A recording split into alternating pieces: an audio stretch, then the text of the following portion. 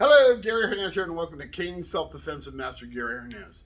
In this video, we're going to cover when you have an individual coming up behind you and they're trying to grab you to bear hug or a rear choke, or maybe even just pulling you back, whether it's by your body or clothing or hair. So I'm going to be using this Bob Versus. I'm going to show you what you can do to where you can give them 1 to 2 hits and give you time to get away. Now, the first thing you always want to remember is situational awareness. When you're walking somewhere and it's kind of late, or it doesn't even have to be late, it could be anywhere. If you got that gut feeling, think about it. Yeah, your gut sometimes is pretty correct. So you may want to look over your shoulders now and then. And even if you don't have that gut feeling and you're walking, occasionally check behind you. Make sure no one's sneaking up on you. Now, if you're in a mall and you got people right up behind you, that's a whole different animal. Now, when they grab you and all that, we'll cover that in other videos down the road. This, again, is when they're just getting ready to grab you and you happen to be able to slip away. So I'm going to put myself right here in front of this Bob. Matter of fact, I'm going to put him on this side so you can see the one technique a little bit better on this side for what I'm going to do.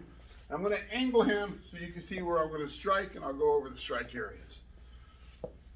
One of the things I don't want to do is just stop in my tracks and turn around and confront this person when they're an inch away. Because if they are trying to hurt me, then they're right on top of me. I also don't want to just take one step, turn around like that. Now, if this is a person that's just a close walker in a mall, then shift your body a little bit, let them go around. Again, this is because they're going to grab me. So from here, I'm going to step out, lift my hand, strike to the groin, and then come with a secondary hit. And let me slow that down a little bit. I don't want to turn all the way around and then go into a strike. What I want to do is step out. I don't want to, and we'll cover this in case, but I don't want to step this way and give them my cane arm where they can grab it. So I'm going to step sideways, bringing my cane away. Let me back up so you can get a good look at how I'm doing this. I'm stepping out with the same side leg that my cane is being held on. So my right side stepping. So as I do that, my left arm is going to come up. This is not so much for attacking, but more, redirect or, misdirection. I want them to think I'm going to do something, so they're going to grab that arm maybe or lift their hands up for this one. So I want them to believe this is going to do something. So as I turn, I strike. Now what I'm doing, as I turn, my cane's coming off right now it's on the mat. I turn, it comes up. Don't lift your cane real high, because now you just kind of put eyes up here, and then, they might even rush you faster. Step, turn, this hand comes up, cane comes up. Just needs to come up a little bit. It's going to shoot, I'm sideways. As I turn, it's already in motion, striking the groin. This is the most important part. Pull out automatically really fast, because if you strike them in the groin and leave it there and they get hit, they're liable to collapse. If they collapse, they're going to trap your cane. 2 things are going to happen. A, they're going to fall and their body weight's going to yank it out of your hands. Or B, they're going to fall, their body weight's going to yank you with them. So you don't want that. You want to pull it out as quickly as you can. Again, I'm stepping, I'm turning, hand comes up. This direction here, strike to the groin, pull back. Notice I scooted back a bit. Now I'm ready, if needed, for a bayonet strike.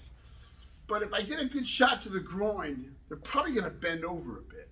We've all been kicked in the Netherlands. We know what it feels like. Hit, you bend over, it hurts. So as I turn, strike to the groin, they bend over, I pull out, my cane can come up. Non-lethal target area, the collarbone.